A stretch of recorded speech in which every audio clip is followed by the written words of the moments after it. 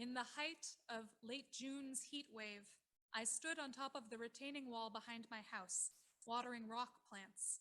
I watered the garden every day that week, sometimes twice a day. Maybe you guys remember that week, it was hot. My skin was scorching, the plants were brown, they were droopy, and as I turned the hose on the rocky soil under each plant, I could see the water absorb into the thirsty ground. The plant stems swelled a little bit before my eyes. I had a moment of flashing power. I felt godlike. The water I was giving them was the difference between their life and their death. I could see it. What I did mattered. This year, from mask wearing to vaccination to careful planning of gatherings, each day of life in a world shaped by COVID-19 has reminded us that what we do matters. Each choice has, to me, felt that it had the power to impact somebody else's survival. Those kinds of stakes can feel very scary, even paralyzing, and we spoke about this fear at our last High Holy Day services. Individual choices are very important in Jewish tradition. In Bereshit, or Genesis chapter 18, Abraham bargains with God, right? If there are 50 righteous people to be found in the city of Sodom, condemned for its xenophobia, will God abandon God's plan for destruction? What about if there are 45? What about 40, 35, and so on until Abraham bargains God down to 10? This story is actually one of our sources for the number that makes a minyan, the minimum quorum of community to say Kaddish, to make the call to prayer, the Barchu, and to repeat an Amidah out loud, and to read Torah publicly from a scroll. And I think this story asks a really important question. How many righteous individuals does it take to save a community that is doing something dangerous? How do we weight the power of individual action against communal action? Who counts? Whose actions count? Judaism is also very strongly a religion of communal behavior. Al tifrosh min hatzibur, Rabbi Hillel warns us in Pirkei Avot. Don't separate yourself from the community. And our prayers, all of them, almost without exception, use the language of we. Our holy texts of oral Torah, the Mishnah and the Talmud, default to the majority opinion in halachic or legal matters, even as they respectfully preserve individual dissents. Jewish tradition understands that while individuals like Moshe Rabbeinu and the prophet Devorah and Miriam can model and can inspire, group action drives both habit and change. This Jewish perspective feels particularly instructive to me this year, as I consider both our country's ongoing process of climbing out of the pit that COVID has dug for us, and the hate crimes that have plagued America in general and the Merrimack Valley in particular. And I think it's impossible this fall to consider the question of communal responsibility without talking about the US withdrawal from Kabul and the Taliban tidal wave that threatens, among so much else, to tear away opportunities for education, employment, and social freedom that Afghan women and girls have poured themselves into these past 20 years. First, COVID. My eldest son, Jonathan, said one night in July at our dinner table, I hope someday we'll only have 10 unvaccinated people. If we're really lucky, I hope someday we'll only have 5 unvaccinated people. If all but a few of us are doing what we hear from scientists and doctors that we're supposed to do, does that majority count? Jonathan learned this year, at 6 years old, that communal safety is created by communities acting entirely together, and that when a pandemic is in play, even a small number of people opting out without medical reason to do so can create a really grave risk for the rest. COVID has been a hard voice against our dearly beloved and deeply held American ideal of individualism. This is a pandemic in which any one of us getting vaccinated and masking and distancing and doing all these things personally is critical. And our own choices are not enough to keep any one of us safe. Everyone around us also needs to do those things. It's a bitter pill to swallow, and I also beg anybody who is watching who is able to get vaccinated, please do so. Our need for strong, safe community norms is reinforced by the hate crimes our community has witnessed in these past months. Homophobia, racism, and anti-Semitism have each been given visible platforms this summer. In Nashua, in Haverhill, in North Andover, in Lowell, in Winthrop, in Brighton, in Framingham, the list goes on. Swastikas were used this summer in North Andover in two probably unrelated incidents. One was very clearly anti-Semitic, and one was a homophobic death threat. Hate is intersectional too. A single person can sow fear and horror. It takes the whole village to make hate's expressions unthinkable and to teach people not to hate in the first place. That is why we celebrate Martin Luther King Jr. Shabbat each year with Calvary Baptist Church. That is why we learn about one another. That is why the presence of interfaith friends and neighbors is so important to us here each year at Yom HaShoah. It takes all of us. Community action makes healing from hate and prevention of hate possible. The vigil I led in North Andover after the swastikas was co-organized by founders of the North Andover Pride Project. Members of our social action committee signed up to volunteer at the Merrimack Valley Black and Brown Voices markets after their Haverhill event was targeted this summer. And I remember the day after the New Zealand mosque massacre, a group of temple members went to the Islamic Society of Greater Haverhill at their request so that we could be present with them in prayer. We sat, we spoke, we witnessed, and we shared sorrow. This summer, a friend of mine said once that the safest they had ever felt in a time rife with anti-Semitism was walking up to the door of their shul for Kol Nidre night, like tonight, and seeing rows of interfaith community members guarding their way. Nobody was armed. Everybody was trained in de-escalation. It was just a lot of people showing up to say, we have your back while you pray.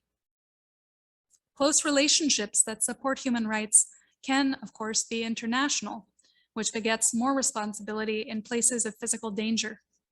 The public outcry over America's withdrawal from Afghanistan, leaving a shameful number of translators and fixers and their families endangered, acknowledges American responsibility towards Afghans who partnered with us in an attempt, however flawed, we could argue forever probably about that, but an attempt to help Afghanistan build up a more democratic and a more egalitarian society.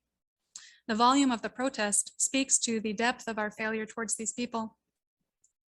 Giving, asking, and accepting the help of an international community to protect human rights also doesn't imply impotence. Afghans were and are and must be the center of their own liberation movements. As photographer Rada Akbar says, the history of Afghan women didn't start after 2001. We have a long and rich past to which women have always contributed. Afghan women have been pioneers of educational and social initiatives. Journalist Gail Tzemach Lemon's 2011 book, The Dressmaker of Khair Khana, chronicles Camilla Siddiqui and her 4 sisters who created this really robust dressmaking business and school inside their families' homes under Taliban rule in Kabul. Starting with their own households, they eventually trained and employed over 100 Afghan women who were then able to provide for their families. And Camilla went on to found Kawayan Business Development Solutions and trained over 10,000 Afghan entrepreneurs, many of them women. Camilla herself became a government minister, serving first as Deputy Chief of Staff and then as Afghan Deputy Commerce Minister. My sister Lucia spent a year in Kabul from 2006 to 2007, and she remembers women rushing forwards into the opportunities that had opened up for them. Since the Taliban swept back to power, crowds of women have demonstrated in the streets for their rights, despite consistent and sometimes violent opposition. Protests have actually been outlawed, and yet these women and some men at their side continue to demonstrate for their freedoms. Camilla Siddiqui was evacuated from Afghanistan on a private plane on August 15th. We should not fall into the hubristic trap of saying that somebody else's liberation is something that only we can achieve, right? That it depends entirely on us. But neither, I think, should we say, having learned of oppression and grave danger to other people in a situation in which we ourselves have considerable power, we shouldn't say that's not my problem. America's engagement with Afghanistan has shifted from military to what I would call at this point humanitarian, but I believe we still have skin in this game. As the Gemara teaches in Brachot, En chavush matir atzmo mi beit ha'asurim. If somebody is kept by force under oppressive conditions, they can't usually free themselves from a prison. The plight of Americans and Afghans in mortal danger within Kabul and those who have made it to American soil, I think that is our problem as Americans. Our temple has an opportunity this fall to join with other interfaith partners to offer support to arriving Afghan refugees in the Merrimack Valley. And in the next week, you're going to hear from me about options for offering them that support. So I invite you on this Yom Kippur to think about what your own capacity is in this moment and how you might want to respond. Even the boldest of individuals, like Camilla, cannot, I think, change community action or norms, community norms on their own. Take me. I can teach a new tune for Lecha Dodi until I'm blue in the face. I often do, but it's not our community's song until you all start singing it back to me. We shouldn't exaggerate our own influence, but also I think we must not discount our individual potential to catalyze communal change, to start that reaction. Jewish tradition gives us really strong and successful examples of both kinds. One famous example, Jewish example of an individual is Nachshon ben Aminadav, who with fear and faith in his heart steps into the waters of the Reed Sea as the Israelites flee Egypt. This is according to the Talmud. Only then does the miracle of the parting of the waters begin and the people are able to cross. Perhaps even more appropriate to our times, Yiddish author and satirist David Frischman published a story in 1912, and it was called Three Who Ate.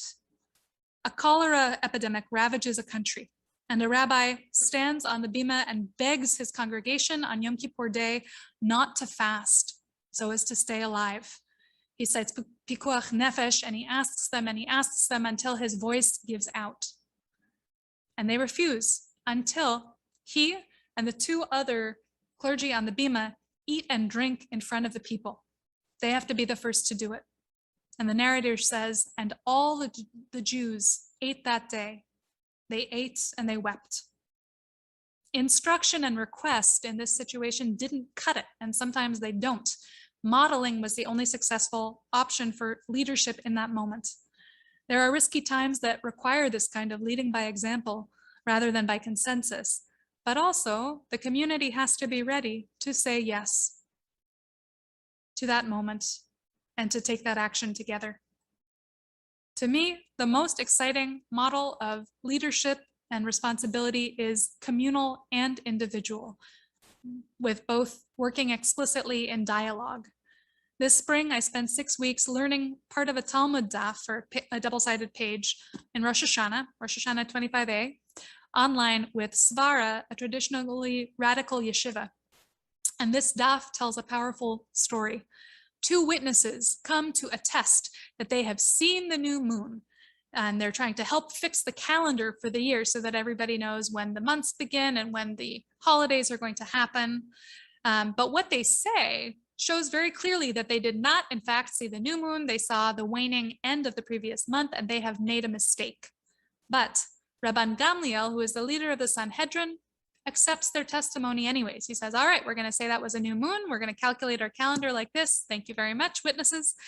And a couple of the rabbis around him protest. They say, this isn't right. We can tell they've made a mistake. Rabban Gamliel turns on one of them, Rabbi Yehoshua, and he says, I decree for you that you are going to come to my house. You're going to leave your own house, carrying your stick and your bag of money, two things that on Yom Kippur, according to Orthodoxy, one should definitely not be carrying anywhere, let alone out of one's house. You're going to come over to my house with those things on the Yom Kippur that we calculate according to your reckoning, Rabbi Yehoshua. You feel so strongly about this calendar thing, I'm going to make you break Yom Kippur if you don't accord with the communal calendar that I'm setting out for you. Rabbi Yehoshua ruefully acknowledges Rabban Gamliel's authority to set these kinds of communal norms as important as the calendar. And he goes back in his head to a text from Leviticus, from Vayikra, which says, Ele moadei Adonai mikra'e kodesh asher tikra'u otam.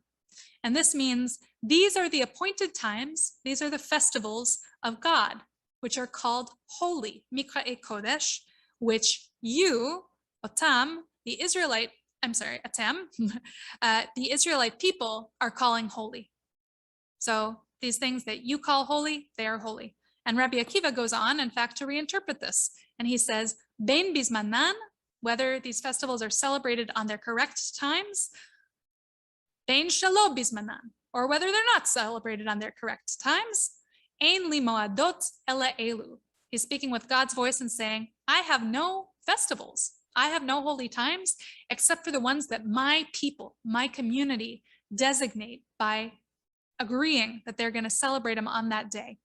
And Rabbi Akiva doubles down on this. He puns off of 3 occurrences of the word otam, which means them or the festivals, and he revocalizes it, because you can do that with Torah if you want. You can add different vowels, and he revocalizes it to atem, which is Hebrew for y'all. And he says, y'all have the power to establish these dates. Y'all, atem, even if you have mistakenly set the wrong date, y'all, atem, even if you set the wrong date on purpose, don't know why, y'all, atem, even if you're led astray by false witnesses, y'all create the festival dates by agreeing together on when to observe them. And this is radical. I mean, what do you mean, Rabban Gamliel and Rabbi Akiva, that we get to set the calendar, that we can just kind of set aside these months and dates that are in Torah, and that God's self is saying, these aren't my festivals until you tell me they are? We're puny mortals. How does this work? How can we play fast and loose with holy time like this? But I see in this Talmud sugya a powerful mutual model of responsibility. God sets out the holy days in Torah pretty clearly, but the people are also told we have to create them by calling them holy, by observing them, by setting their dates through systems that encourage communal human buy-in and participation. Those witnesses are so important to this process. People have to agree these are going to be our dates. And this gives a whole new interpretation, by the way, a whole new intention to our temple's yearly calendar meeting. So like the proverbial tree falling alone in the woods with nobody to hear it, if a holy day happens and nobody observes it, was it really a holy day? This Talmud seems to me to say, no, it wasn't. And so too is the mitzvah of hearing a shofar on the high holy days. The shofar is sounded by a flesh and blood person, but the mitzvah, the commandment, is not to blow, it's to hear. Both the ba'alet tokea, the shofar blower, and the person who hears are equally integral to the performance of the mitzvah of the shofar. And so I see God centering mitzvot which require catalyzation, which require cooperation, and which require coordination, people working together to accomplish them. We can't do the things that matter most to us without relationships of mutual support. And with those relationships, everything is possible. Perhaps this can be our kavanah, our intention for this coming year. Every Jewish prayer service ends with an Aleinu, which created in medieval times for Rosh Hashanah, we believe, quickly became so beloved that it's part of each one of our services. And each time we come together in the Aleinu, we say, it's on us, Aleinu. It is up to us in partnership with God to repair this world. Each one of us and all of us have the power to write one another into the book of life. It is on us. So when I watered those rock plants, it wasn't just me. It was the communal clean water reservoir, the town pipes, the garden society who grew those plants in the first place. And yet, the water didn't flow until my hand turned on the spigot. All life, just like all holiness, is a team effort.